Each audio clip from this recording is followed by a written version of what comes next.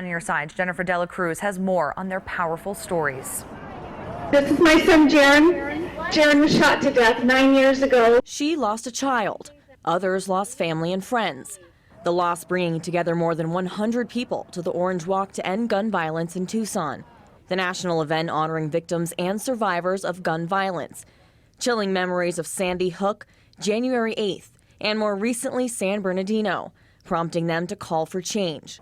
The group walked from the Safeway where Jared Loeffner opened fire down to Senator Jeff Flake's office, calling for stricter laws on gun control. They walked in solidarity, each of them with a different story. My daughter had been shot in the head and murdered that day.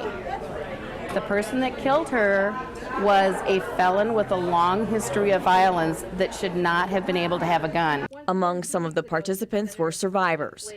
Pam Simon was shot in that same Safeway parking lot just 4 years ago. The bullet passed just, a quarter of an inch from my heart and sailed halfway through my body. So much has happened since that day. I have met survivors from across the country, and I've really come to understand how widespread this epidemic is and how lives are shattered forever. The group says by enforcing background checks on all gun purchases, they can begin making strides towards preventing senseless acts of violence. We are going to continue fighting for this cause until we make change and have a safer world for our children to live in. Jennifer Dela Cruz, KGUN-9, On Your Side.